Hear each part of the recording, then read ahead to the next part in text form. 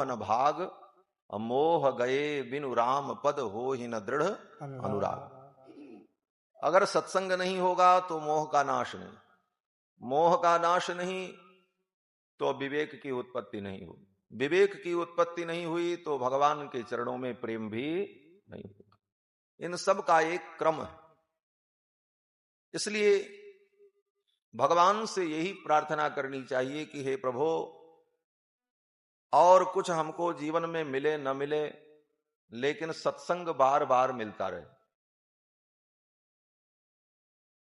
भगवान शंकर जब राम जी के दरबार में आए, राम जी का राज्याभिषेक हुआ, सभी देवता आए, भोलेनाथ भी आए।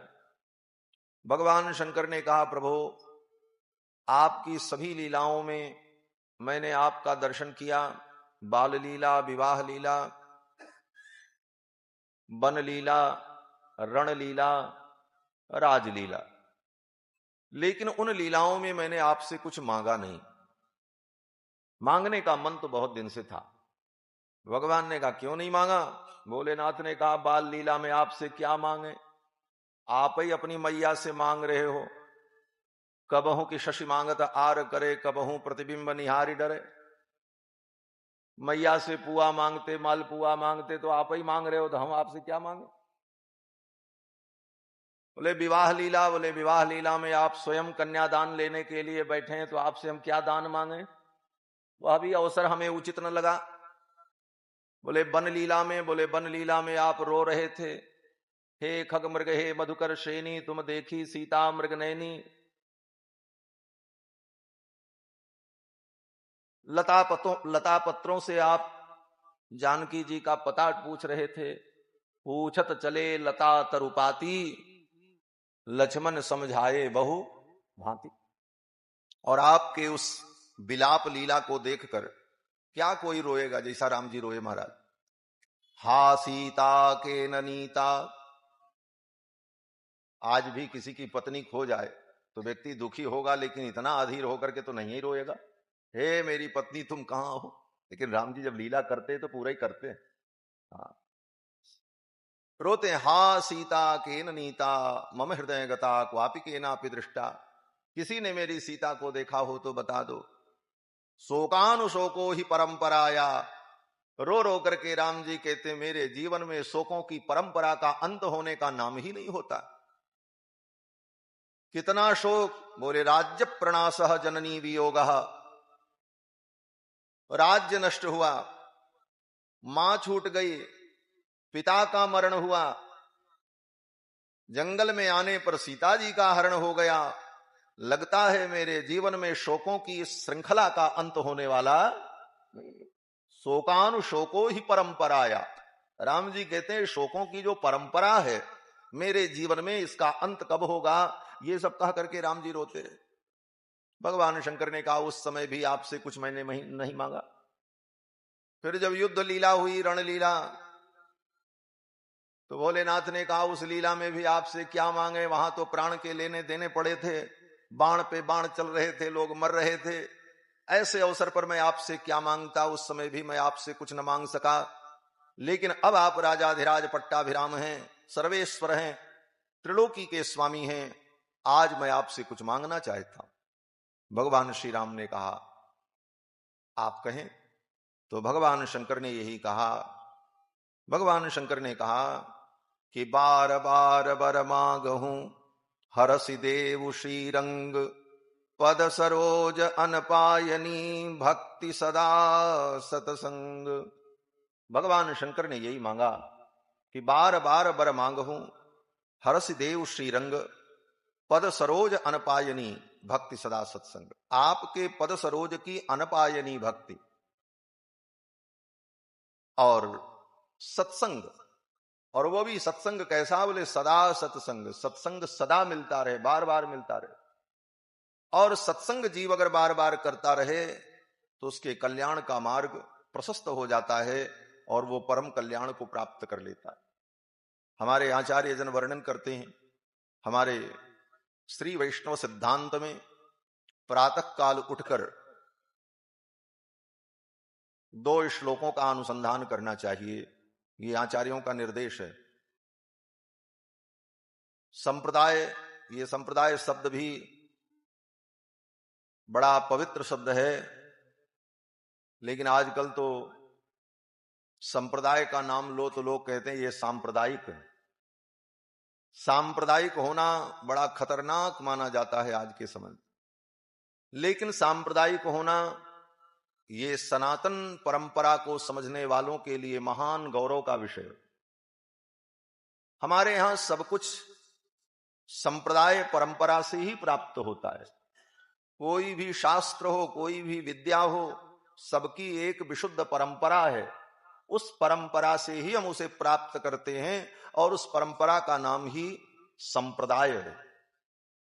तो जो वैष्णवों का संप्रदाय है, भगवान श्री हरि के उपासक, भगवान हरि को परम तत्व के रूप में अनुभव करते हुए जो उपासना पद्धति है, इसका नाम वैष्णव संप्रदाय। और वैष्णव संप्रदाय में 4 भेद हैं, 4 संप्रदाय हैं। पहला संप्रदाय श्री संप्रदाय है। भगवान श्री हरि ने श्री जी को मंत्र दिया, लक्ष्मी जी को मंत्र दिया, फिर लक्ष्मी जी ने विश्वक्सेन जी को मंत्र दिया, विश्वक्सेन जी ने षटकोप स्वामी को मंत्र दिया, षटकोप स्वामी जी ने नाथ मुनि स्वामी को मंत्र दिया। इस प्रकार जो मंत्र की परंपरा चली आई, इसका नाम श्री संप्रदाय है। इसी प्रकार भगवान ने ब्रह्मा जी को मंत्र दिया, ब्रह्मा जी ने जो परंपरा चलाई, उस परंपरा का नाम ब्रह्म संप्रदाय। ब्रह्म संप्रदाय श्री मध्वाचार्य मुनीन्द्र का संप्रदाय है, जिस संप्रदाय में आगे श्री चैतन्य महाप्रभु हुए, वो परंपरा ब्रह्म संप्रदाय की।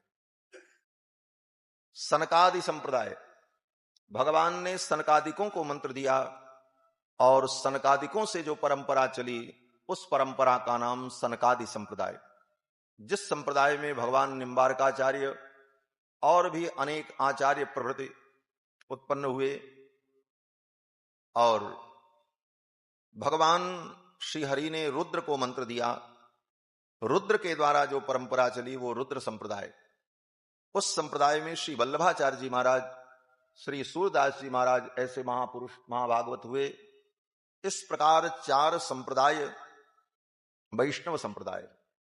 भगवान की भक्ति भी संप्रदाय के अनुकूल ही करनी चाहिए। जिस संप्रदाय में आपने भगवत संबंध पाया, उस संप्रदाय के अनुकूल भगवान की उपासना करनी चाहिए। लेकिन कलयुग में तो सब चीज बिगड़ता ही है, तो संप्रदाय की उपासना में भी कुछ न कुछ विकृतियां आई। श्री भागवत जी के महात्म्य में वेदव्यास जी कहते हैं कि संप्रदाय पुरस्सर वैष्णव भक्ति कलयुग में नहीं दिखाई पड़े, क्योंकि संप्रदाय की निष्ठा, संप्रदाय के सिद्धांत को जानना समझना, इसमें लोगों की रुचि नहीं होती। इस कारण से मनमुखी भक्ति, मन माना आचरण, देखा देखी, जो देखा वही किया। नहीं कुत्रापि वैष्णवता संप्रदाय पुरस्सरा। कलयुग में संप्रदाय पुरस्सर वैष्णवता बहुत कम दिखाई पड़ती, लेकिन फिर भी संप्रदाय के सिद्धांत के अनुकूल वैष्णव भक्ति का अनुष्ठान, वैष्णव मार्ग का अनुसरण करना चाहिए। हमारे वैष्णवाचार्य कहते हैं कि प्रातः काल उठकर 2 श्लोकों का अनुसंधान करना चाहिए। बिस्तर से उठो तो 2 श्लोक हैं, उन श्लोकों के अर्थ का चिंतन करते हुए भगवान के चरणों तक अपने ध्यान को ले जाओ और फिर उठने के बाद फिर और सारे कार्य में प्रवृत्त हो। यह प्रक्रिया प्रतिदिन जीव करे तो धीरे धीरे उसका मन चित्त भगवान में ही आबद्ध हो जाता है। तो कहते हैं कि वो प्रक्रिया क्या है, तो 2 श्लोकों में वर्णन किया कि सत्संगात् भव निस्पृहो गुरुमुखात् श्रीशं प्रपद्यात्मवान् प्रारब्धं परिभुज्य कर्म शकलं प्रक्षीण कर्मान्तरः न्यासादेव निरंकुशेश्वर दया निर्लूनमायान्वयो हार्द्रानुग्रह मध्यलब्ध धमनी द्वाराद् बहिर्निर्गतः मुक्तोर्चिर्दिन पूर्व पक्ष षडुदं माशाब्दवातां शुमत् ग्लौर्विद्युद्वरुणेन्द्रधात्रिमहितः सीमान्त सिन्ध्वाप्लुतः श्रीवैकुण्ठमुपेत्य नित्यमजडं तस्मिन् परब्रह्मणः सायुज्यं समवाप्य नन्दति समं तेनैव धन्यः पुमान् प्रातर्नित्यानुसंधेयं परमार्थं मुमुक्षुभिः।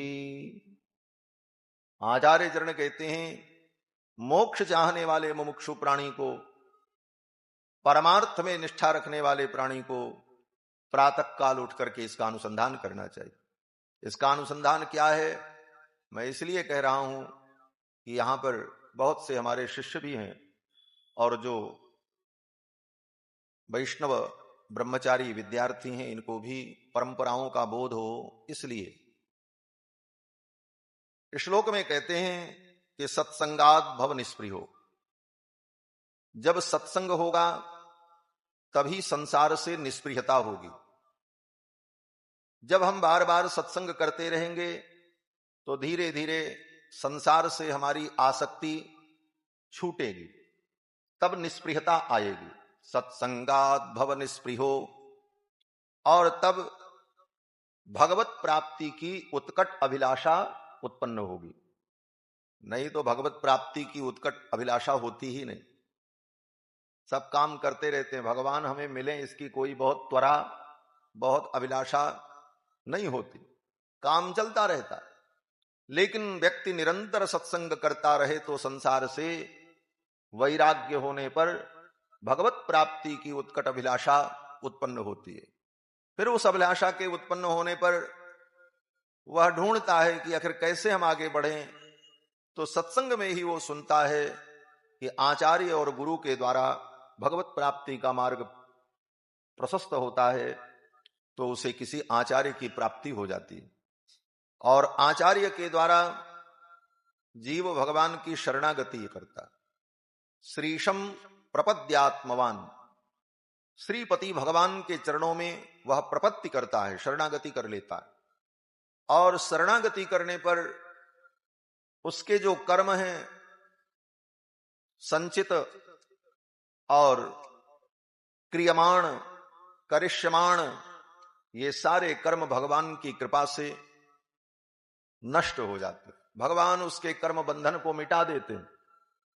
लेकिन प्रारब्ध जो है, बोले प्रारब्ध को वो भोग करके समाप्त करता है। प्रारब्धम परिभुज्य कर्म शकलम प्रक्षीण कर्मांतरः। और इस प्रकार उसकी जीवन यात्रा जब समय आने पर पूर्ण होती है, तब अंतर्यामी परमात्मा जो सबके अंदर विद्यमान हैं, वे अंतर्यामी परमात्मा उसके हृदय में ही अनुग्रह करते हैं। और उस जीवात्मा को लेकर भगवान सुषुम्ना नाड़ी से उत्क्रमण करते हैं और फिर भगवान उस जीव को लेकर अपने धाम के लिए चल पड़ते। जब उस जीव को लेकर के भगवान चलते हैं तो रास्ते में जितने लोक पड़ते हैं, उन लोकों के देवता उस जीव का स्वागत करते हैं, सत्कार करते हैं। दिन के देवता, रात्रि के देवता, पक्ष के देवता, महीने के देवता, अयन के देवता, ये सब देवता उसका स्वागत करते हैं। चंद्रलोक, सूर्यलोक, वरुणलोक, जो जो लोक रास्ते में पड़ते हैं, उन समस्त लोकों के लोकपाल अधिपति उस जीव का स्वागत करते। वही देवता, जो देवता अभी तक उसको संसार में बंधन में डालने का प्रयास करते रहे, वही देवता अब उसका स्वागत करते। गोस्वामी तुलसीदास जी महाराज वर्णन करते हैं ना कि ये देवता हमारी इंद्रियों में बैठे रहते हैं। इंद्रिय द्वार झरोखन नाना, ये इंद्रियां जो हैं ये झरोखा हैं, खिड़कियां हैं। इन इंद्रियों के द्वार तो समय आने पर बार बार हमारी भी पूजा करता रहेगा, भेंट पूजा चढ़ाता रहेगा। मुक्त होके चला जाएगा तो हमारी पूजा कौन करेगा? तो ये देवता इंद्रियों के द्वार पर बैठे रहते हैं, और ज्यों ही विषय की बयार आती है, विषयों की हवा आती है, तो सारे देवता खिड़की खोल देते, बोले आने दो। इंद्री द्वार झरोखा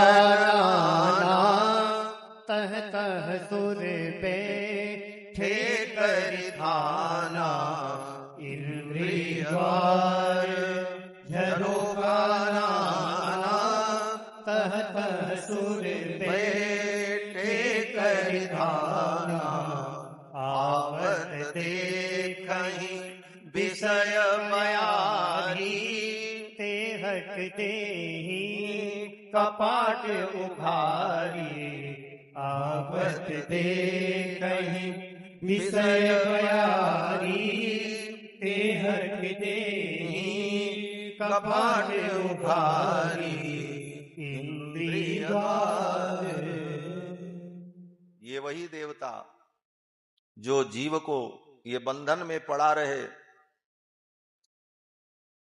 और इसी तरह बंधन में पड़कर ये विविध लोभ में पड़कर विविध कर्मों के द्वारा देवताओं का यजन और उपासन करता रहे।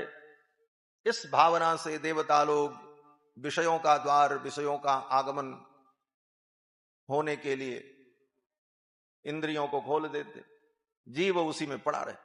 लेकिन जब ये जीवात्मा भगवान की कृपा से मुक्त होकर, कर्म बंधन से मुक्त होकर भगवत धाम जाने लगता है, तब इन देवताओं की कोई बश नहीं चलती। फिर तो इनका कोई बश होता नहीं। क्या करें बेचारे? बोले फिर एक ही उपाय है कि स्वागत करो, और क्या करें? फिर पुष्प लेकर, पुष्पांजलि लेकर अपने अपने लोकों में खड़े होकर उस जीवात्मा का समादर करते हैं कि आज ये जीवात्मा संसार बंधन से मुक्त होकर के जा रहा है। मुक्तोर चिरदिन पूर्व पक्ष शरदंगमाशाब्दवाताम सुमत ग्लौर विद्युत वरुणेन्द्र धात्री महित सीमांत सिंध्वाप्लुतः। फिर उस जीवात्मा को लेकर के भगवान प्रकृति की सीमा के पार वहां पहुंचते हैं जहां पर विरजा नाम की एक नदी प्रवाहित होती है। फिर विरजा में उस जीव को भगवान स्नान कराते हैं। विरजा में स्नान करने पर उस जीवात्मा के अंदर जो कर्मों का कोई संस्कार कहीं शेष बचा रहा, वह भी निवृत्त हो जाता है, और वह पूर्ण रूप से शुद्ध स्वरूप को प्राप्त करके, चतुर्भुज रूप को प्राप्त करके, भगवद रूप होकर जब विरजा के उस पार वो निकलता है तो उसे वैकुंठ का दर्शन होता है। भगवान की त्रिपाद विभूति भगवत धाम जो चिन्मय परम सत्वमय है, भगवान के उस धाम का जब वो दर्शन करता है, बड़े बड़े गोपुर प्राकार और भगवान के वैकुंठ को देखकर वो आह्लादित होता है। फिर हजारों भगवान के पार्षद उस जीवात्मा को पालकी में बैठाकर और बड़े उत्साह के साथ संपूर्ण वैकुंठ का उसे भ्रमण कराते हैं। वैकुंठ की विविध परिखाओं को, विविध स्थलों को, भगवान के विहार स्थलों को देखते हुए वह जीवात्मा जब भगवान के सम्मुख पहुंचता है तो विशाल शेष भोग पर महामणिमय मंडप में भगवान श्री देवी भूदेवी के साथ उस शेष शैया पर विराजमान रहते हैं। चारों वेद, 6 शास्त्र, समस्त विद्याएं मूर्तिमती होकर भगवान का स्तवन करती रहती हैं।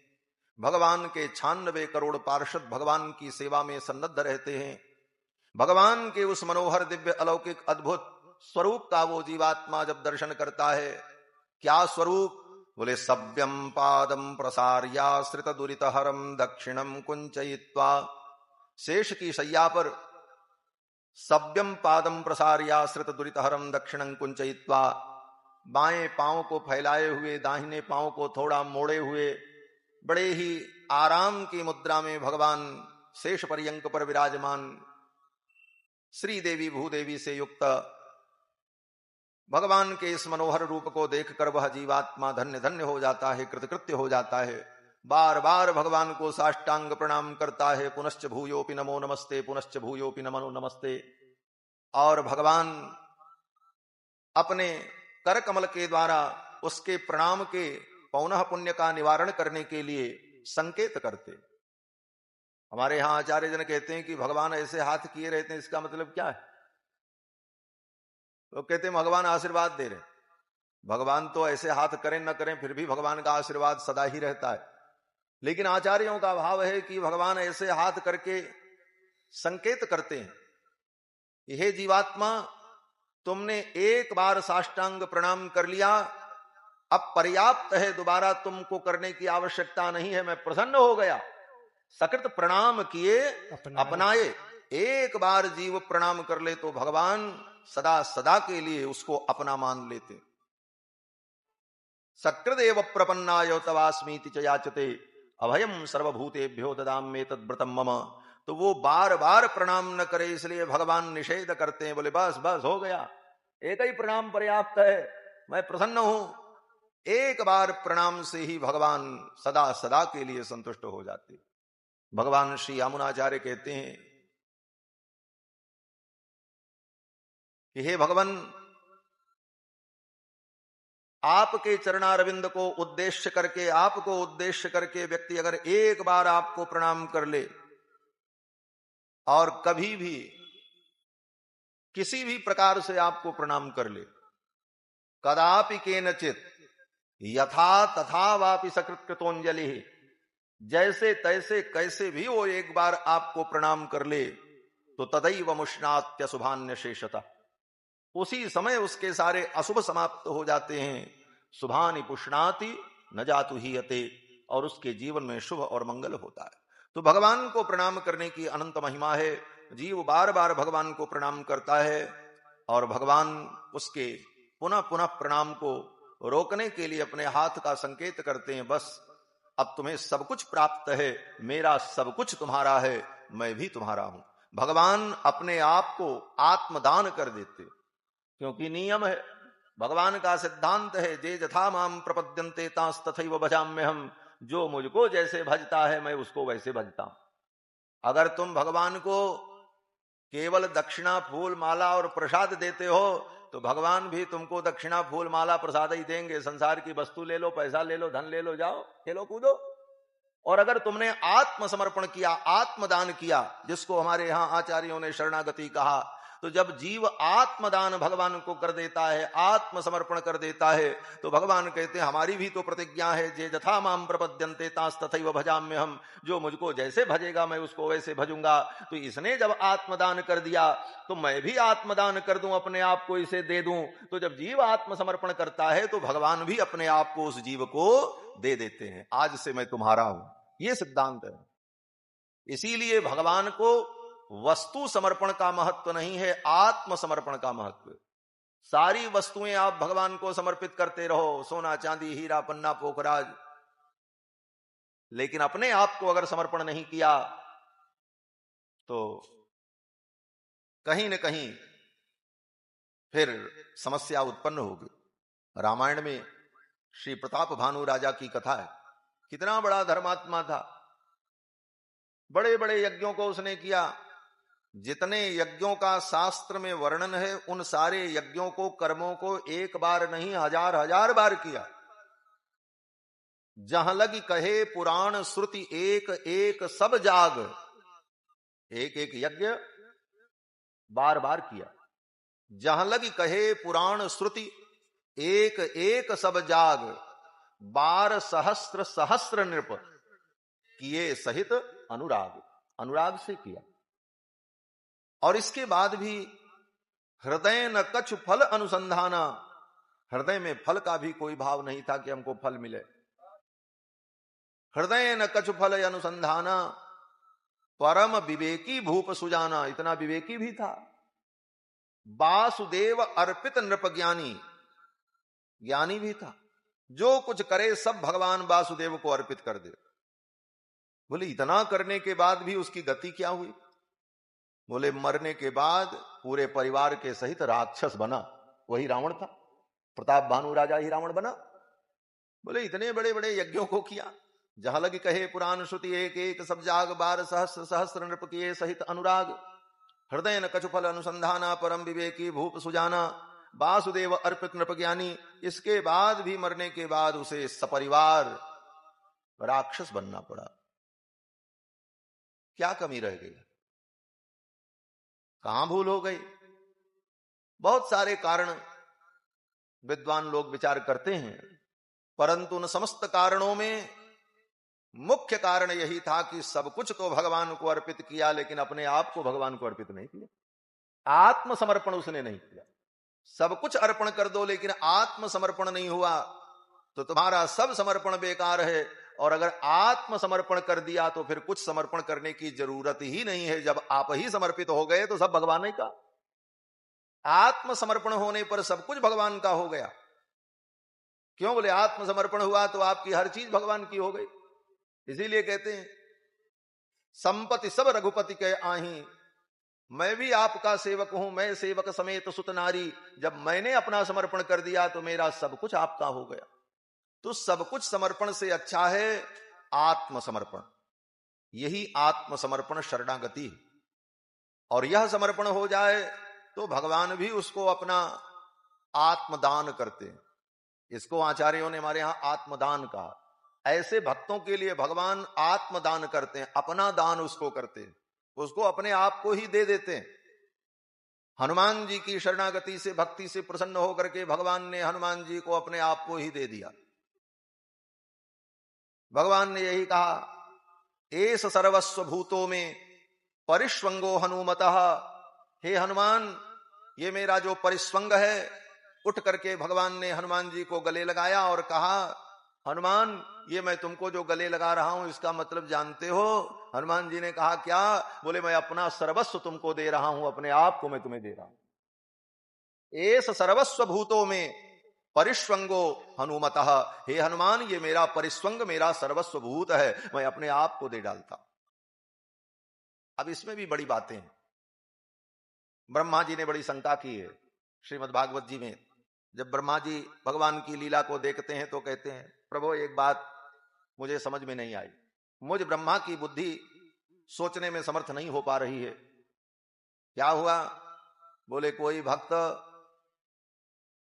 आपके लिए अपना सब कुछ त्याग कर, अपने आप को समर्पित करके आपका भजन करे, आपकी भक्ति करे तो आप उसको क्या देते हैं? भगवान ने कहा उसको सब कुछ हम दे डालेंगे। बोले सब कुछ दे देंगे? बोले जब सब कुछ आप उसको दे देंगे तो सब कुछ तो आप में ही है। जिसने आपको पा लिया उसको सब कुछ मिल ही गया, तो फिर आपने सब कुछ दिया, इसका कोई मूल्य नहीं हुआ। भगवान ने कहा ये भी बात ठीक है। बोले तो फिर क्या देंगे आप उसको? तब भगवान ने कहा कि उसको हम अपना वैकुंठ दे देंगे, स्वराज्य, वैराज्य, पारमेष्ठ, परमपद, ये सब दे डालेंगे उसको, उस भक्त को। तो ब्रह्मा जी ने कहा फिर भी आप पूर्ण नहीं होंगे। बोले क्यों? बोले जिसने आपकी भक्ति की उसको भी वैकुंठ, स्वराज्य, वैराज्य, और जिसने कुछ नहीं किया, आपको गालियां दी, उसको भी तो आप वैकुंठ ही देते हो। और क्या देते हो? वो वैकुंठ तो आपने पूतना को भी दे दिया, जो पूतना आपको जहर पिलाने आई थी। अहो बकीयम स्तन काल कूटम जिहाम शयापाय यदप्य साध्वी लेभे गतिम धातृचिताम ततोन्यम कम वा दयालुम शरणम ब्रजेम। तो उस पूतना को भी आपने वैकुंठ दे दिया।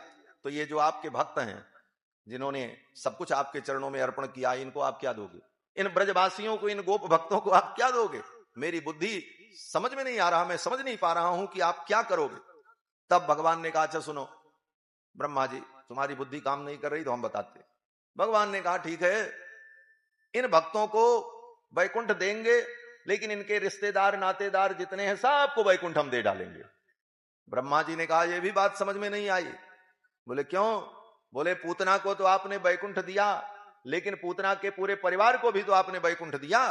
पूतना का भाई बकासुर, अघासुर, सबको आपने वैकुंठ दिया, तो फिर पूतना में और इन भक्तों में अंतर क्या रहा? अब बताओ आप इनको क्या दोगे? क्या दे करके आप इनके ऋण से उऋण हो जाओगे? भगवान ने कहा हम अपने आप को दे डालेंगे। आ गए उसी पॉइंट पर भगवान, हम अपने आप को दे डालेंगे। तो ब्रह्मा जी ने कहा पूतना को भी तो आपने अपने आप को दे दिया था। पूतना आपको गोद में उठा ली, अपने स्तन से लगाया, पय पान कराया और लेके आपको उड़ गई, घूमती रही। आपने तो अपने आप को पूतना को भी दे डाला। फिर पूतना में और इन भक्तों में क्या अंतर रहा? तब भगवान ने कहा, ब्रह्मा जी सच्ची बात यह है कि ये मेरे जो भक्त हैं, जिन्होंने मुझे आत्मसमर्पण कर दिया, अपने आप को दे डाला, उन भक्तों को अपना वैकुंठ, अपना परम धाम, अपना सर्वस्व, यहां तक कि अपने आप को भी दे देने के बाद भी मैं उनके ऋण से कभी उऋण नहीं हो सकता। ये भगवान की दयालुता। इसी को गोस्वामी जी कहते हैं, प्रत्युपकार करूं का तोरा, प्रत्युपकार करूं का तोरा, सन्मुख होई न सकत मन मोरा, सन्मुख होई न सकत मन मोरा, सन्मुख होई न सकत मन मोरा। यही बात भगवान ने हनुमान जी से कहा। अपने आप को दे देने के बाद भी एस सर्वस्व भूतों में परिस्वंगो हनुमतः, ये सब करने के बाद भी भगवान संतुष्ट नहीं हुए, भगवान को संतोष नहीं हुआ। तब भगवान ने अंत में हनुमान जी से कहा, हनुमान मैं तुम्हारा इस उपकार का प्रत्युपकार नहीं कर सकता। प्रत्युपकार करहूं का तोरा, सन्मुख होए न सकत मन मोरा। तुम्हारे इस उपकार का, आत्मसमर्पण का प्रत्युपकार अगर कुछ हो तो वो मैं नहीं कर पाऊंगा। अपने आप को देने के बाद भी तुम्हारे ऋण से मैं उऋण नहीं हो पाऊंगा। सदा मैं तुम्हारा ऋणिया रहूंगा और तुम्हारे हम कर्जदार बने रहेंगे। प्रत्युपकार करहूं का तोरा, सन्मुख होए न सकत मन मोरा।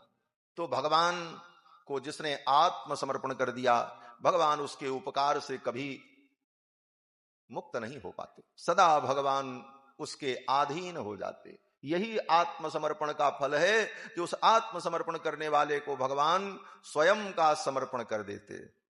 किसी ने कहा भगवान सर्वसमर्थ हैं, तो क्या वो प्रत्युपकार नहीं कर सकते? बोले प्रत्युपकार करने की परिस्थिति क्या होती है, ये भी विचार करो। इस पे भी भगवान ने हनुमान जी के विषय में कहा रामायण में कि प्रत्युपकार जब वैसी ही परिस्थिति उत्पन्न हो तब प्रत्युपकार होता है। अब जीव ने जो कुछ भगवान के लिए किया उसका प्रत्युपकार भगवान करें तो वो परिस्थिति भगवान के साथ उत्पन्न हो, तब प्रत्युपकार होगा। हनुमान जी ने लंका में जाकर के सीता जी का पता लगाया और ये संदेश लेकर के आए, भगवान को सुनाया। अब ये काम जो हनुमान जी ने किया, इसका प्रत्युपकार भगवान कैसे करें? बोले इसका प्रत्युपकार तो तब हो कि जब हनुमान जी का ब्याह हो और उनकी दुल्हन का हरण कोई रावण करे और हनुमान जी जाए पता लगावें, और पता लगा करके आकर वो भगवान जाकर के पता लगावें और आकर के हनुमान जी को बतावें, तब प्रत्युपकार हो। आपत्त्वाया कल्पते, भगवान कहते हैं वो ऐसी ही आपत्ति उत्पन्न हो, वैसी ही परिस्थितियां उत्पन्न हो, तब उस प्रत्युपकार उपकार का प्रत्युपकार संभव है। तो बोले ये भी भगवान कर सकते हैं। अब भगवान को क्या है, किसके जीवन में कुछ भी कर दें। तो भगवान इस उपकार से मुक्त होने के लिए हनुमान जी के जीवन में ऐसी रचना रच दें कि ऐसी परिस्थिति बने और तब भगवान उपकार करके और हनुमान जी के उपकार से मुक्त हो जाए। बोले हाँ ये भी तो संभव है, भगवान सर्वसमर्थ है, कर सकते हैं। तब भगवान ने कहा कर तो सकते हैं लेकिन हम ऐसा नहीं करेंगे। बोले क्यों नहीं करेंगे? बोले हम जीवन भर ऐसे भक्तों के ऋणी बने रहें, लेकिन अपने ऋण को छुड़ाने के लिए मैं अपने भक्तों के जीवन में विपत्ति और आपत्ति पटक दूं, ये मेरा उद्देश्य है। ये भगवान की, भगवान कहते कर तो सकते हैं, कर तो सकते हैं, लेकिन हम नहीं चाहते ऐसी विडंबना उत्पन्न हो कि इन भक्तों के ऊपर विपत्ति आवे और तब उस विपत्ति में हम इनकी सहायता करके और इनकी सेवा करके इनके उपकार से मुक्त हो जाएं। ये हम नहीं चाहते। हम तो यही चाहते हैं कि सदा सदा हम भक्तों के ऋणी बने रहें, ये भक्त मेरे सदा आनंद करे। तो ये भगवत भक्ति का बड़ा सूक्ष्म स्वरूप है। इन्हीं बातों को समझकर जीवन में हम आनंद और पूर्णता को प्राप्त करते। श्रीमद् भागवत महापुराण की पावन चर्चा हम सभी लोग श्रवण कर रहे हैं। कल की कथा में आपने सुना कि श्री सुखदेव भगवान ने राजा परीक्षित को मानव जीवन के लक्ष्य का उपदेश किया। सुखदेव जी ने कहा, राजन, मनुष्य जीवन का परम लक्ष्य है कि मरने के पहले भगवान का इतना स्मरण कर लो, इतना भजन कर लो, इतनी कथा सुन लो, इतनी साधना कर लो कि जब मरने का समय आए तो भगवान की याद आए और किसी की याद ना आए। जन्मलाभ पर पुंसाम अंते नारायण स्मृति ही। जीवन का यही परम लाभ है कि अंत में भगवान नारायण की स्मृति हो। और राजन, चिंता मत करो, तुम्हारे पास तो 7 दिन का समय है। एक राजा थे जिनका नाम था खट्वांग। रघुकुल के बड़े प्रतापी राजा थे और उन्होंने एक मुहूर्त में अपना कल्याण कर लिया। एक मुहूर्त कितना होता है? बोले 48 मिनट। 48 मिनट का एक मुहूर्त। महाराज खट्वांग स्वर्ग गए तो स्वर्ग में देवताओं ने उनसे कहा, आप कुछ मांग लो। तो महाराज खट्वांग ने कहा कि आप देना चाहते हो तो आप यही बता दो कि मेरी आयु कितनी बची है, मैं यही जानना चाहता। तो देवताओं ने बता दिया। देवताओं ने कहा, आपकी आयु केवल एक मुहूर्त बची है, बस एक मुहूर्त के बाद आप मर जाएंगे। महाराज खट्वांग को जब ये ज्ञात हुआ कि मेरी आयु केवल एक मुहूर्त बची है तो महाराज खट्वांग विचलित नहीं हुए। उसी क्षण उन्होंने अपना राज्य छोड़ दिया और चल पड़े। आकर के नदी के तट पर विराजमान हो गए निर्जन में और भगवान का ध्यान किया और अपने मन को भगवान के चरणों में लगाया और भगवान का स्मरण करते हुए उन्होंने अपने जीवन को छोड़ दिया और भगवान को प्राप्त हो गए। इस बात को बताकर सुखदेव जी कहते हैं, हे राजन, खट्वांगो नाम राजर्षि, खट्वांग नाम के जो राजर्षि थे, अपनी आयु को जब देखा कि वायु समाप्त है तो मुहूर्तात सर्वमुत्सृज्य गतवान अभयम हरिम। एक मुहूर्त में उन्होंने सब कुछ छोड़ दिया और भगवान हरि को प्राप्त हो गए। बोले महाराज, सब छोड़ने में कितना समय लगता है? बोले मन से ही तो छोड़ना है, और मन से छोड़ने में कितना समय लगेगा? मन को समझा लो, बस इतना ही तो करना। और खट्वांग को परम गति की प्राप्ति हो गई। फिर तो सुखदेव भगवान कहते हैं, राजन चिंता मत करो, तुम्हारे पास 7 दिन का समय। 7 दिन तक मैं तुमको भगवान की मंगलमयी चर्चा सुनाऊंगा, तुम्हारा मन भगवान में लगा रहेगा और तुम्हें उत्तम गति की प्राप्ति होगी।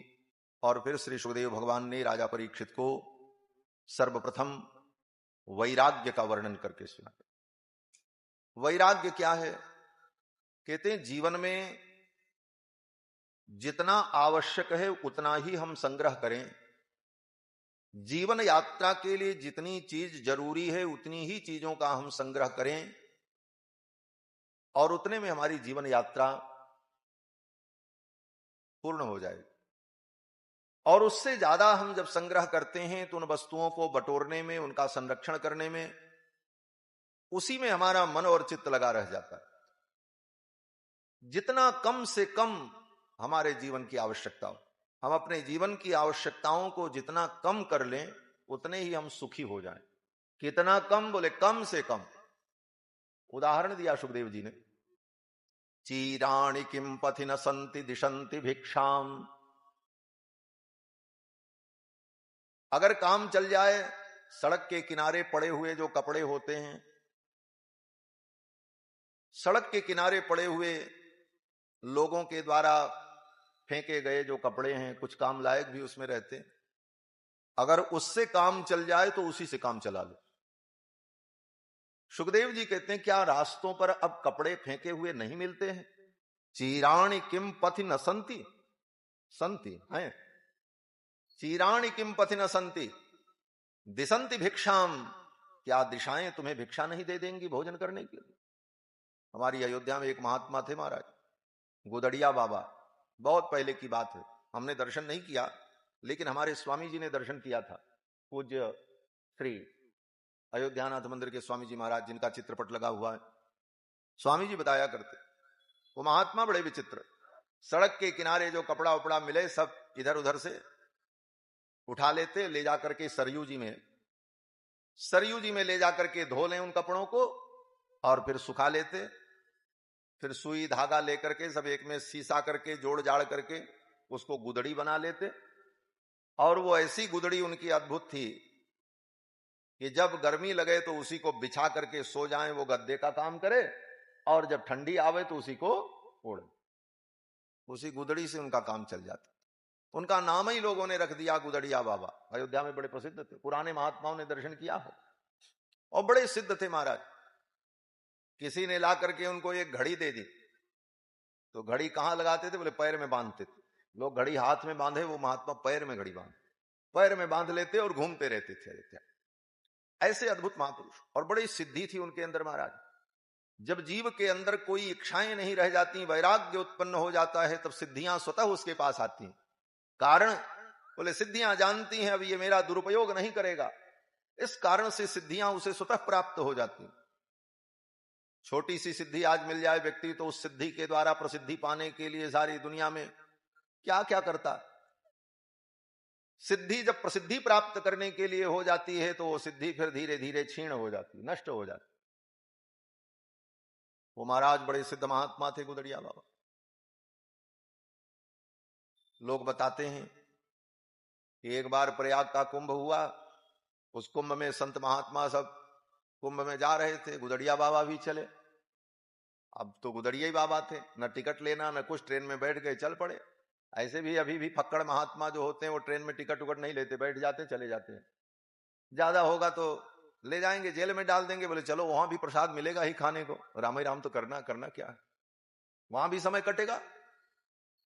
तो महाराज ट्रेन में बैठे गए, जब प्रयाग में उतरे तो प्रयाग में जब गेट से बाहर जाने लगे तो वहां पकड़ लिया अधिकारी ने, बोले टिकट दिखाओ। बोले टिकट तो नहीं। बोले बिना टिकट यात्रा अवैधानिक होती है, जेल जाना पड़ेगा। बोले कोई बात नहीं, जेल जाएंगे तो भजन करेंगे, वहां भी भजन करेंगे, लेकिन एक बात बताओ, तुम प्रयाग में रहते हो और इतना पाप क्यों करते हो? उसने कहा हम क्या पाप कर रहे हैं? बोले इतने लोग आ रहे हैं गंगा में स्नान करने के लिए और तुम उनको पकड़ के जेल में डाल दोगे, वो बेचारे गंगा स्नान नहीं कर पाएंगे, पाप किसको लगेगा? तुम्ही को तो लगेगा, ऐसा पाप मत करो। बोले महाराज ये सब भावनाओं से कानून नहीं चलते, कानून का अपना नियम होता। बोले तो तुम क्या करोगे? जिनके पास टिकट नहीं होगा उनको सबको जेल में डालोगे? बोले हाँ हमारा यही काम है, सबको जेल में डालेंगे। बोले राम राम, इतना बड़ा अनर्थ मत करो, एक बात मेरी मान लो। बोले क्या? बोले कोई भी आए प्रयाग स्नान करने के लिए तो उसे मत रोकना, स्नान करने देना, जेल में मत भेजना। बोले बिना टिकट आएगा तब? बोले चिंता मत करो, टिकट की व्यवस्था मैं कर देता। एक काम करो, मुझसे टिकट ले लो जितना टिकट तुमको चाहिए, और जो व्यक्ति बिना टिकट आवे उसको रोकना मत, उसको गंगा स्नान करने के लिए जाने देना। बोले कैसा टिकट? बोले सारा टिकट मैं तुमको दे रहा हूं। अपनी गुदड़ी उठाए और ऐसे ऐसे गुदड़ी को झाड़ा, उसमें से कम इतना टिकट निकला, दफ्ती के टिकट जब होते थे तो। और अलग अलग स्टेशन के, उस रूट पर जितनी गाड़ियां चलती थी और जितने स्टेशन पड़ते थे, सब स्टेशन से टिकट कहां तक का? बोले प्रयाग का। बोले इतने टिकट ले लो और जो व्यक्ति आवे उसको जाने देना, ये सब तुम रखो। वो चरणों में गिर पड़ा। ऐसे महात्मा बड़े बड़े। इस अयोध्या की पावन भूमि में केवल अयोध्या के संतों का चरित्र कहा जाए तो यही एक भागवत हो जाएगी। ऐसे ऐसे अद्भुत भगवत प्रेमी इस अयोध्या में हुए, वैराग्य संपन्न हुए। श्री सूत जी महाराज कहते हैं चीराण किम पतिन सतन दिशंति भिक्षाम, क्या दिशाएं भिक्षा नहीं दे देंगी? क्या गुफाओं का द्वार बंद हो चुका है? गुफाएं आज भी प्रतीक्षा कर रही हैं कोई आए और यहां रहे और साधना करे। इसलिए जीवन में जितना कम संग्रह हो वही व्यक्ति सुखी होता है। फिर सुखदेव जी ने राजा परीक्षित को भगवान के ध्यान का स्वरूप वर्णन करके सुनाया। भगवान के पहले विराट रूप का वर्णन किया, फिर भगवान के सूक्ष्म रूप का वर्णन किया।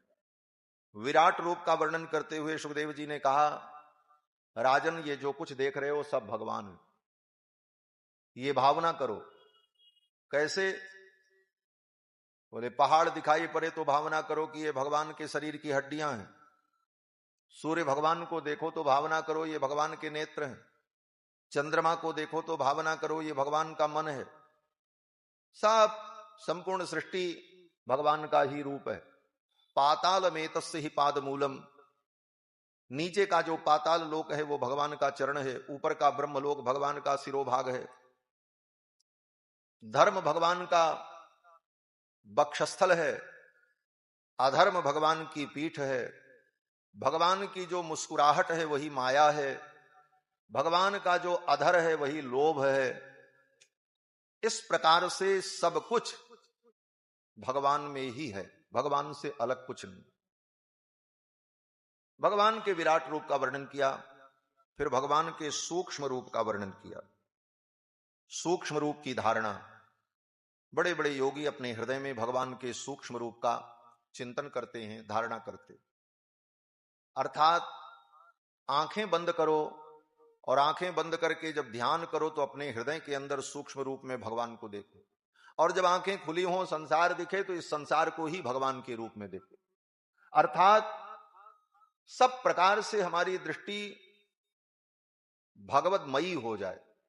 आंख खुली हो तब भी हमको भगवान का ही ध्यान हो, जो कुछ दिखे उसमें हम भगवान का चिंतन करें, और आंख बंद करके जब ध्यान करें तो हृदय में भी भगवान का ही ध्यान हो। इस प्रकार से सदा सर्वदा भगवान में ही अपने मन को, चित्त को लगाना चाहिए।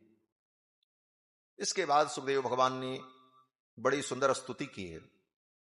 भगवान की स्तुति करते हुए सुखदेव जी कहते हैं, राजन, यत् कीर्तनम यत् स्मरणम यदीक्षणम यत् बंदनम यत् श्रवणम, जिन भगवान का बंदन, जिन भगवान का श्रवण, जिनका कीर्तन, लोकस्य सद्यो विधनोति कल्मषम, लोक के समस्त कलमश को, प्राणियों के पाप को धुल देता है।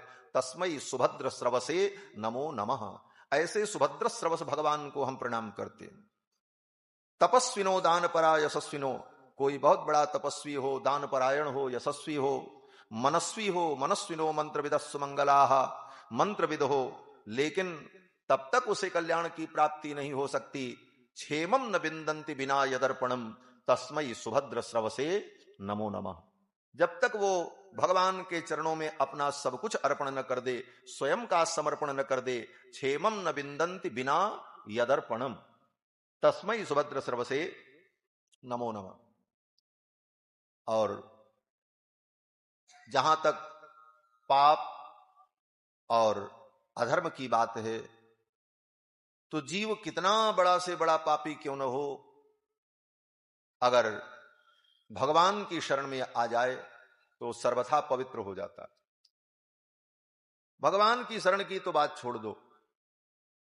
सुखदेव तो कहते हैं, सुखदेव जी की जो भगवान के शरणागत भक्त हैं, उन भगवान के शरणागत भक्तों की ही शरण में अगर जीव आ जाए तो वो सारे पाप से मुक्त हो जाए। भगवान की तो बात अभी दूर है। किरात हूणांध्र पुलिंद पुलकसा आभीर कंका यमना खसादय, येन्ने च पापा, ये जितने पापी हैं, येन्ने च पापा यदुपाश्रयाश्रया शुद्ध्यन्ति तस्मै प्रभ विष्णवे नमः। अगर वो भगवान के आश्रित भगवत भक्तों का आश्रय ले लें तो वो भी शुद्ध और पवित्र हो जाते। ये भागवतों की महिमा है, भगवान के भक्तों की महिमा। और भगवान के नाम की कितनी महिमा है। गोस्वामी जी महाराज तो कहते हैं कि बड़ा से बड़ा कोई पापी हो, लेकिन एक बार अगर भगवान का नाम ले ले तो सारे पाप से मुक्त हो जाता है। पाई न कही गति पतित पावन, राम भज सुनु सठ मना। पाई न कही गति पतित पावन, राम भज सुनु सठ मना। गणिका जामिल व्याध गीर, गजादि हर तारे गणा। गणिका जामिल व्याध गीर, गजादि हर तारे घना। आभीर जवन की रात खस स्वपचादि अति अगरूप जे आधीर जवन की रात खस स्वपचादि अति अगरूप जे कही नाम बारक ते भी पावन होई राम नमामि ते। कही नाम बारक ते भी पावन होई राम नमामि ते। पाई न कही गति पतित पावन राम भज सुनु सठ मना सुनु सठ मना सुनु सठ मना। पाई न के गति पतित पावन राम भज सुन सठ मना। गणिका अजामिल व्याध गीध घजादि खल तारे घन। आभीर जवन किरात खस स्वपचादि अति अघर उपजे। कही नाम बारक ते पिपावन हो ही राम नमामि। भगवान का नाम लेकर एक बार भगवान का नाम कहकर बड़े बड़े पापी तर जाते। एक ही नाम भगवान का पाप नाश करने के लिए पर्याप्त है, लेकिन शर्त यह है कि दोबारा हम पाप नहीं करेंगे। और ये सोचो कि भगवान का नाम सारे पाप को नष्ट कर देता है, अब तो कोई चिंता नहीं। बोले क्यों? बोले सवेरे से शाम तक पाप करेंगे, रात में सोते समय एक बार कहेंगे राम, बस हो गया काम। बोले ऐसी बुद्धि अगर आ गई तब भगवान का नाम तुम्हारा पाप नाश नहीं करेगा। हां, आज तक जो पाप किया एक बार राम कहो, बस राम, सारे पाप नष्ट। लेकिन शर्त यही है कि आगे हम जानबूझ करके कोई पाप नहीं। भूल से हो जाए, प्रमाद से हो जाए, वो बात अलग है, लेकिन बुद्धिपूर्वक जान करके हम कोई अपराध नहीं करेंगे, ये दृढ़ निश्चय हो जाए तो एक बार भगवान का नाम ले ले व्यक्ति तो उसके सारे पाप नष्ट हो गए। इस पर शंका उपस्थित की कि अजामिल ने कितने बार अपने बेटे का नाम लिया होगा, नारायण नारायण। जब एक बार ही नारायण कहने से सारे पाप नष्ट हो जाते हैं, तो जब अजामिल ने पहली बार कहा होगा नारायण तो उसी समय उसके सारे पाप नष्ट हो गए? बोले हाँ हो गए। बोले तो बाद में उसने जो बार बार अपने बेटे का नाम लिया नारायण नारायण, तो उन नामों का क्या फल निकला? जब एक ही बार नारायण कहने से सारे पाप उसके खत्म हो गए, तो बाद में उसने जो नारायण नाम उच्चारण किया उसका फल क्या हुआ? उसका फल हम क्या माने? तो आचार्यों ने कहा उसका फल यही मिला कि एक बार उसने जब नारायण कहा तो पाप तो नष्ट हो गए, बाद में उसने जो अनेक बार नारायण नाम का उच्चारण किया उसका फल यही मिला कि इसी जीवन में उसको सद्ज्ञान प्राप्त हो गया, सद्बुद्धि प्राप्त हो गई और भगवान के चरणों की भक्ति प्राप्त हो गई और अपने पाप कर्म से निवृत्त होकर के भगवान को प्राप्त हो गए। यही परम फल है। पाप नाश के लिए तो भगवान का एक नाम ही पर्याप्त है, लेकिन बार बार हम भगवान का नाम लेते रहें, भगवान का गुणानुवाद करते रहें, इसका फल यही है कि भगवान के चरणों की भक्ति उत्तरोत्तर और दृढ़ होती जाए और भगवान के चरणों में हमारा मन दृढ़ता पूर्वक लग जाए। यही भगवान नाम जप का परम फल है। श्री सुखदेव भगवान ने राजा परीक्षित को कथा सुनाते हुए कहा कि राजन, एक बार देवर्षि नारद ब्रह्मलोक पहुंचे। ब्रह्मा जी के पास गए तो देखा ब्रह्मा जी माला लेकर के कुछ जप रहे थे, ध्यान कर रहे थे। ब्रह्मा जी माला लेकर के जप कर रहे थे, ध्यान कर रहे थे, तो नारद जी को बड़ा आश्चर्य हुआ।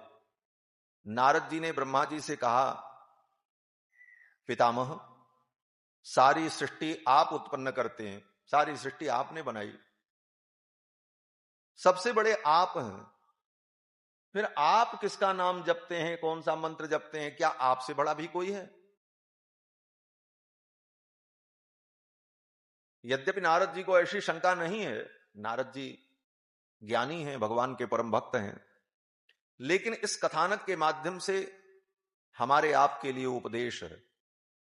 नारद जी ब्रह्मा जी से पूछते हैं, पितामह क्या आपसे परे कोई तत्व है, आपसे परे कोई शक्ति है जिसका चिंतन आप करते हैं, जिसका भजन आप करते हैं? तब ब्रह्मा जी ने कहा कि तस्मै नमो भगवते वासुदेवाय धीमहि, तस्मै नमो भगवते वासुदेवाय धीमहि। उन भगवान को मैं प्रणाम करता हूं, मैं उन भगवान का ध्यान करता हूं, धीमहि। बोले किनका ध्यान कर रहे हैं? बोले वासुदेवाय, भगवान वासुदेव का। वासुदेव भगवान कौन? बोले वासुदेव का मतलब जो कण कण में वास कर रहा है उसका नाम वासुदेव। वासनात् वासुदेवस्य वासितम भुवनत्रयम्, जो कण कण में वास करता है उसी को वासुदेव कहते हैं। वासनात् वासुदेवस्य वासितम भुवनत्रयम् सर्वभूत निवासोसी वासुदेव नमोस्तुते, जो सर्वभूत में जड़ चेतन सब में अंतर्यामी रूप में वास कर रहा है, उन वासुदेव को मैं प्रणाम करता हूं, मैं उन्हीं का ध्यान करता हूं। नारद जी ने कहा वो भगवान वासुदेव कौन है? तो ब्रह्मा जी ने कहा यन्मायया दुर्जयया माम ब्रुवंति जगत गुरुम, जिन भगवान की माया के कारण, जिनकी माया से मोहित होकर संसार के प्राणी, ये ब्रह्मा जी कह रहे हैं, यन्मायया, जिनकी माया से। कैसी माया? बोले दुर्जयया, जिस माया को जीतना बड़ा कठिन है, उस माया के कारण माम ब्रुवंति जगत गुरुम, भगवान की माया से मोहित प्राणी जो हैं वो मुझको ही ईश्वर मान करके मेरे भजन में लगते हैं, जबकि मैं ईश्वर नहीं हूं, ईश्वर तो भगवान है। ये ब्रह्मा जी कह रहे हैं। इसके बाद भी भगवान के परत्व का बोध न हो और अनेक भूत प्रेत पिशाच की उपासना में, डाकिनी शाकिनी की उपासना में लोग भटकते रहें, इससे बड़ा अज्ञान और क्या हो सकता? ब्रह्मा जी कहते हैं कि जो व्यक्ति मुझे सर्वेश्वर मान करके मेरी उपासना करता है वो इसलिए करता है कि भगवान की माया से वो मोहित है। भगवान की माया उसको अपने स्वरूप का ज्ञान, भगवान के स्वरूप का ज्ञान नहीं होने देती, इसलिए वो इधर उधर भटकता है और मुझी को सारे विश्व का नियामक मान करके मेरी भक्ति करने लग जाता है। ये ब्रह्मा जी किसके लिए कह रहे हैं? बोले ब्रह्मा जी उन असुरों के लिए संकेत कर रहे हैं। रावण ने किसकी भक्ति की? ब्रह्मा जी की ही उपासना। हिरण्यकश्यपु ने मंदराचल की तलहटी में जाकर के 10,000 वर्ष तक ब्रह्मा जी की ही तपस्या की। क्यों? बोले उसको यही समझ में आया यही सबसे बड़े हैं। क्यों? बोले भगवान की माया से मोहित था। भगवान की माया से जो मोहित रहेगा वो भगवान के स्वरूप को, भगवान की महिमा को नहीं जान पाएगा। यन मायया दुर्जया माम ब्रुवंति जगत गुरुम, और ये कहते हुए ब्रह्मा जी ने देवर्षि नारद को भगवान की महिमा सुनाई और भगवान के विविध अवतारों का वर्णन करके सुनाया। फिर श्री ब्रह्मा जी महाराज कहते हैं उन्हीं भगवान से मेरी उत्पत्ति होती है, वे भगवान मुझे उत्पन्न करते हैं, भगवान के नाभि कमल से मेरा प्रादुर्भाव होता है और फिर भगवान के द्वारा ही संपूर्ण ज्ञान मुझे प्राप्त होता है। ब्रह्मा जी कहते हैं कि सृष्टि के प्रारंभ में भगवान के नाभि से जब कमल प्रकट हुआ तो उस कमल पर मेरी उत्पत्ति हुई। मैंने विचार किया कि मेरी उत्पत्ति कैसे हुई, कहां से हुई, तो उस कमल नाल को पकड़ करके मैं उतरने लगा। हजारों दिव्य वर्षों तक उस कमल नाल को पकड़ करके मैं उतरता रहा, लेकिन पता नहीं चला ये कमल की नाल आई कहां से। अंत में ब्रह्मा जी आकर के अपने आसन पर पुनः बैठ गए कमल पर। ब्रह्मा जी सोचने लगे मैं क्या करूं, मेरा कारण कौन है, किसने मुझे उत्पन्न किया, मैं कैसे जानूं। और ब्रह्मा जी ये विचार कर रहे थे, उसी समय आकाश में 2 वर्ण सुनाई पड़ा। 2 वर्ण, स्पर्शे सुयत षोडशमेक विंशम। स्पर्श वर्णों में 16वां वर्ण और 21वां वर्ण ब्रह्मा जी को सुनाई पड़ा। 16वां वर्ण त और 21वां वर्ण प। त और प ये 2 वर्ण ब्रह्मा जी को आकाश में सुनाई पड़े। कोई बोला नहीं, आकाश में वो शब्द सुनाई पड़े। क्यों? बोले शब्द आकाश का गुण है, शब्द गुणकम आकाशम। आकाश का गुण शब्द है, शब्द सदा आकाश में ही रहता है। हम आप जो शब्द बोलते हैं ये भी सब इसी आकाश में रहता है, नष्ट नहीं होता, क्योंकि शब्द नित्य है, शब्दो नित्यः। तो रहता कहां है? बोले आकाश में रहता। आकाश का गुण शब्द है, ये विज्ञान है, और इसी विज्ञान के आधार पर ये सारे यंत्र बने, माइक, रेडियो, मोबाइल। इसीलिए आज भी रेडियो स्टेशन को आकाशवाणी ही कहा जाता है। आकाशवाणी क्यों कहा जाता? कभी विचार किया उसका नाम आकाशवाणी ही क्यों रखा गया? बोले आकाशवाणी इसीलिए रखा गया, वाणी सदा आकाश में ही रहती है। न्याय शास्त्र के आचार्य अन्नम भट्ट कहते हैं शब्द गुणकम आकाशम, आकाश का गुण शब्द है। ये पांच जो पंच महाभूत हैं, पृथ्वी, जल, तेज, वायु, आकाश, इन पांचों पंच तत्व के पांच गुण हैं। पृथ्वी का गुण गंध है। दुनिया में कहीं भी गंध होगा तो वो पृथ्वी का ही गुण है, चाहे वो दुर्गंध हो चाहे सुगंध हो। गंध अगर है तो वो पृथ्वी का गुण है। कहीं भी महक आ रही है, सुगंध आ रही है, तो वो पृथ्वी का अंश है, पृथ्वी का गुण है। तत्र गंधवती पृथ्वी।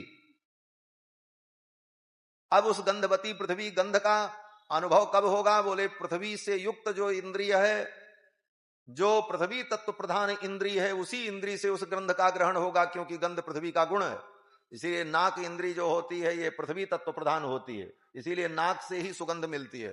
कान में गुलाब का फूल डालो तो कान को नहीं पता चलेगा कि ये कैसा महक रहा है, नाक से ही पता चलेगा। उसी प्रकार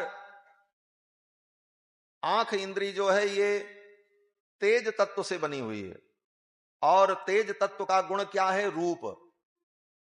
तेज तत्व का गुण रूप है। कोई भी रूप आप तभी देख पाते हो जब तेज हो। तेज माने प्रकाश। बहुत कोई सुंदर वस्तु हो, लेकिन अगर प्रकाश न हो तो आप नहीं देख पाओ। रूप का दर्शन तभी होगा जब प्रकाश हो, वो भी बाहर भी प्रकाश हो और तुम्हारी इंद्री में भी प्रकाश हो। बाहर बहुत प्रकाश है लेकिन तुम्हारी आंख में प्रकाश नहीं है, आंख की ज्योति खत्म हो गई, बोले तो उसी आंख से फिर नहीं दिखे। क्यों? बोले रूप का जो दर्शन होता है, रूप तेज प्रधान है, तेज का गुण रूप है, इसलिए आंख इंद्री से रूप देखा जाता है। कान से शब्द को सुना जाता है। क्यों? बोले शब्द आकाश का गुण है, और आकाश तत्व जो है उसी तत्व से ये कान इंद्री बनी है, इसीलिए कान से हम शब्द को सुन पाते हैं। तो ये इंद्रियां जो हैं पृथ्वी, जल, तेज, वायु, आकाश से बनी हैं, और पृथ्वी, जल, तेज, वायु, आकाश, इन पांचों तत्वों के जो पांच गुण हैं, रूप, रस, गंध, स्पर्श और शब्द, इन विषयों का ग्रहण इन इंद्रियों से होता है। तो ब्रह्मा जी को आकाश में दो अक्षर सुनाई पड़ा, ता और प, दोनों मिलकर के एक शब्द बन गया, तप। ब्रह्मा जी समझ गए मुझे तप करना चाहिए, और ब्रह्मा जी तप करने लगे। 10,000 वर्ष तक ब्रह्मा जी ने अपने कमलासन पर बैठ करके तप किया। उनकी तपस्या से भगवान प्रसन्न हो गए और भगवान प्रकट हो गए, और भगवान ने कहा कि तपो में हृदयम साक्षात। हे ब्रह्मन, ये तपस्या ही मेरा हृदय है और तपस्या ही मेरी आत्मा है। तप की महिमा भगवान ने बताई और ब्रह्मा जी से कहा तुम्हारी तपस्या से मैं प्रसन्न हूं, और मैं तुम्हें ज्ञान प्रदान करता हूं। भगवान ने ब्रह्मा जी को चारों वेदों का ज्ञान प्रदान किया। संक्षेप में श्रीमद् भागवत तत्व का ब्रह्मा को उपदेश किया, और उपदेश देकर के भगवान अंतर्धान हो गए। फिर ब्रह्मा जी ने सृष्टि प्रारंभ की। ब्रह्मा जी ने जो सृष्टि की, ब्रह्मा जी के द्वारा जो सृष्टि प्रारंभ हुई, सबसे पहले ब्रह्मा जी ने सनक सनंदन सनातन सनत कुमार को उत्पन्न किया अपने संकल्प से। सनकादिक तपस्या में चले गए, वो सृष्टि को आगे बढ़ाने में प्रवृत्त नहीं हुए। तब ब्रह्मा जी को थोड़ा क्षोभ हुआ कि जिसको मैंने पैदा किया कि ये सृष्टि बढ़ावे, तो वो तो चला गया तपस्या करने। तो ब्रह्मा जी को दुख हुआ। आज भी होता है, बाप माँ बाप संतान को उत्पन्न करते हैं कि हमारा वंश बढ़ावे, और संतान लिए कमंडल चला जाए उत्तराखंड, तो माँ बाप को दुख ही होगा। हम तो कुछ और सोच रहे थे, इसने तो कुछ और ही रास्ता पकड़ लिया। ब्रह्मा जी को भी दुख हुआ। ब्रह्मा जी के 4 बेटे सनक, सनंदन, सनातन, सनत कुमार, ये चारों तप करने चले गए। क्यों गए? बोले इनको जब ब्रह्मा जी ने उत्पन्न किया तो ब्रह्मा जी ने कहा मेरी आज्ञा का पालन करो, सृष्टि को आगे बढ़ाओ।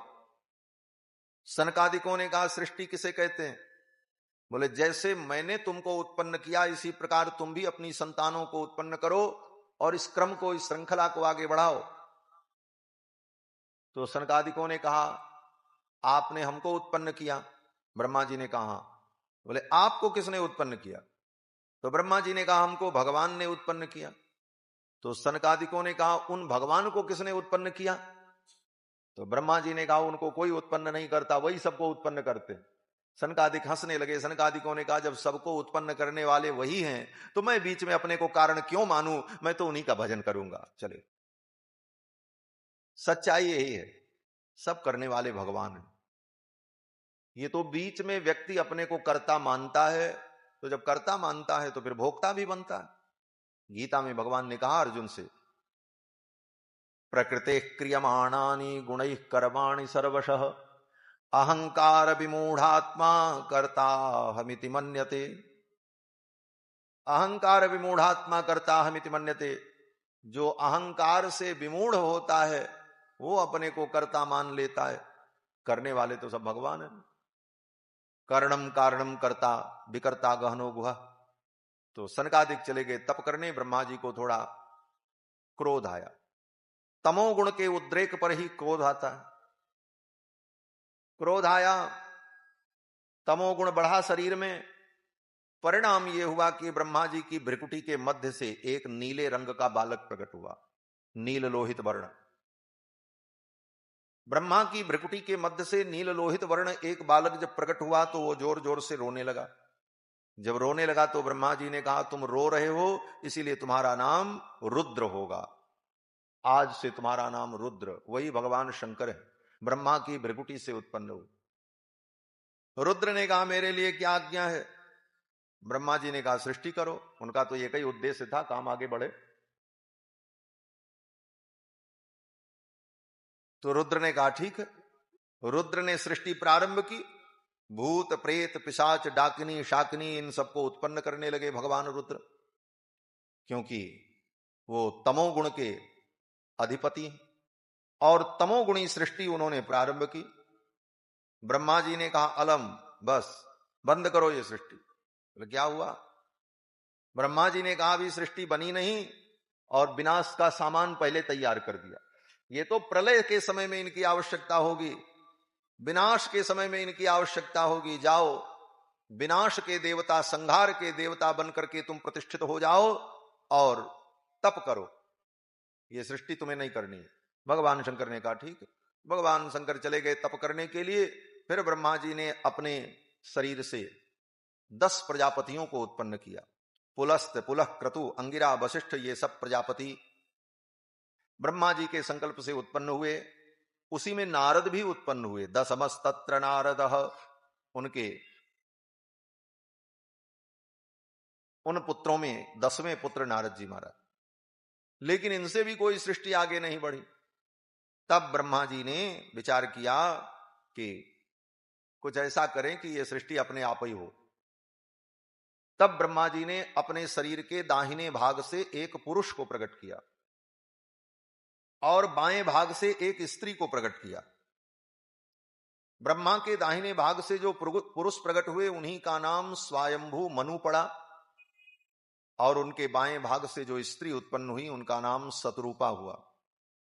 उन्हीं स्वयंभू मनु और शतरूपा से ये सृष्टि आगे बढ़ी। स्वयंभू मनु और शतरूपा जिनते भई नर सृष्टि अनुपा। स्वयंभू मनु और शतरूपा के द्वारा धरती पर सृष्टि का विस्तार हो। उस समय धरती जल में डूबी थी। ब्रह्मा जी को बड़ी चिंता हुई।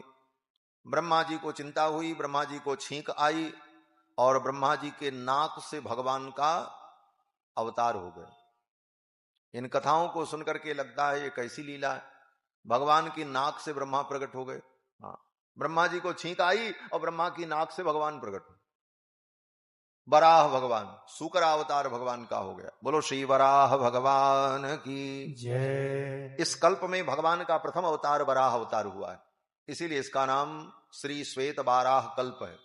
आज भी संकल्प बोलते हैं तो यही कहते हैं श्री श्वेत बाराह कल्पे कल्पे जम्बूदीपे भरतखंडे इत्यादि। तो वराह भगवान का जब अवतार हुआ तो वराह भगवान ने विशाल रूप धारण किया। ब्रह्मा जी ने भगवान की स्तुति की और वराह भगवान चल पड़े। जल में डूबी हुई पृथ्वी को अपने दाढ़ों पर रख करके वराह भगवान लेकर के आए। उसी क्रम में हिरण्याक्ष नाम का एक असुर था, वो भगवान से युद्ध करने के लिए आया। भगवान ने हिरण्याक्ष का वध किया और धरती को जल के ऊपर स्थापित किया और धरती में आधार शक्ति की प्रतिष्ठा कर दी और फिर भगवान अंतर्धान हो गए। फिर धरती के मध्य में ब्रह्मावर्त नाम का जो क्षेत्र था, उसी क्षेत्र में स्वयंभू मनु और शत्रुपा ने अपनी राजधानी बनाई और वहीं से सृष्टि का विस्तार किया। ये ब्रह्मावर्त गंगा और जमुना के मध्य का भूभाग, ब्रह्मावर्त परम पवित्र देश, वहीं पर स्वयंभू मनु और शत्रुपा ने अपनी राजधानी बनाई और इनकी 5 संतानें हुई, 3 कन्याएं और 2 पुत्र। जो कन्या हुई, कन्याओं का नाम आकुति, देवहूति और प्रसूति, और जो पुत्र हुए, पुत्र का नाम प्रियव्रत और उत्तानपाद। ये 2 पुत्र हुए। इन्हीं के द्वारा आगे सृष्टि का विस्तार होता है। ये केवल संकेतात्मक सृष्टि का विस्तार वर्णन है भागवत में। संकेतात्मक का मतलब केवल संकेत है कि ऐसे ऐसे हुआ। इतनी बड़ी सृष्टि कैसे कैसे बढ़ी, कितनी कितनी प्रक्रिया हुई, उन सब का वर्णन संभव नहीं। ये तो केवल संकेत मात्र है कि ऐसे ऐसे भगवान से ब्रह्मा, ब्रह्मा से ये, इनसे ये, फिर इनसे ये। उन बीच बीच में और कितनी प्रक्रियाएं हैं उसका कोई वर्णन नहीं, केवल संकेत मात्र। और इस संकेत का उद्देश्य केवल यही है कि भगवान से ही सब कुछ उत्पन्न हुआ। ब्रह्म कारणवाद। ब्रह्म कारणवाद का मतलब ये संपूर्ण प्रपंच जो दिखाई पड़ रहा है, इसका कारण क्या है। जब हम कारण का अन्वेषण करते हैं तो 2 कारण पर विचार होता है, एक ब्रह्म कारणवाद, एक प्रकृति कारणवाद। जो नास्तिक हैं, अवैदिक हैं, वे प्रकृति को कारण मानते हैं। वो कहते हैं प्रकृति ही कारण है, कोई ईश्वर उश्वर नहीं है, ये प्रकृति ही सब कुछ करती है और अपने आप सब कुछ होता है, बनता है। तो प्रकृति कारणवादी जो हैं वो नास्तिक अनीश्वरवादी हैं। लेकिन प्रकृति कारणवाद से ऊपर उठकर ब्रह्म कारणवाद का चिंतन जो वेदों में किया गया, हम उस चिंतन को आगे बढ़ाते हैं कि ब्रह्म सारी सृष्टि का कारण है, प्रकृति कारण नहीं। क्यों बोले? प्रकृति तो जड़ है। जड़ वस्तु में स्वयं कोई क्रिया नहीं होती। आप एक पत्थर का टुकड़ा उठा करके यहां रख दो तो वहीं रखा रहेगा, न हिलेगा न डुलेगा, न वो बोलेगा न चलेगा, न वो किसी का सिर फोड़ेगा, न वो स्वयं फूटेगा। हाँ, कोई आदमी उसको उठा करके किसी के सिर पे पटक दे तो सिर फूट जाएगा। उस जड़ में कोई प्रक्रिया नहीं होगी। कोई चेतन उसका लेकर, कोई चेतन उस जड़ का उपयोग करे तो बहुत सारी क्रियाएं हो जाएंगी, लेकिन करना चेतन को पड़ेगा। उसी प्रकार ये प्रकृति जड़ है। इस जड़ प्रकृति में अपने आप कुछ नहीं होता। परम चेतन तत्व जो परमात्मा ब्रह्म है, वह परमात्मा ही जब संकल्प करता है और वह इच्छा करता है, तब इस प्रकृति में अनेक प्रकार के कार्य अपने आप दिखाई पड़ने लगते हैं। इसको कहते हैं ब्रह्म कारणवाद। वेदांत में ब्रह्म कारणवाद पर विचार किया गया। ब्रह्म ही संपूर्ण सृष्टि का कारण है। इसी ब्रह्म कारणवाद को देवता लोग स्तुति करते हुए कहते हैं कि जय सृष्टि उपाई त्रिविध बनाई, संग सहाय न दूजा, सो करहूं अघारी, चिंत्य हमारी, जानिय भगति न पूजा। ब्रह्म कारणवाद। तो भगवान ही संपूर्ण सृष्टि के कारण हैं, यह मानना चाहिए। प्रकृति कारणवाद मानने पर व्यक्ति भगवान से विमुख हो जाता। इसीलिए आज का विज्ञान और नास्तिक लोग प्रकृति को ही कारण मानते। वेदांत में प्रकृति कारणवाद का खंडन किया गया। तो ब्रह्म कारणवाद को समझने के लिए ही ये बात कही गई कि सब कुछ भगवान से ही उत्पन्न हुआ, मूल बात। अब आगे सृष्टि कैसे बढ़ती है, तो मनु जी के वंश का वर्णन सुनाते हैं। मनु जी के वंश का वर्णन इसलिए सुनाते हैं कि मनु के वंश में भगवान ने अवतार लिया। मनु जी की बेटी देवहूति, देवहूति का विवाह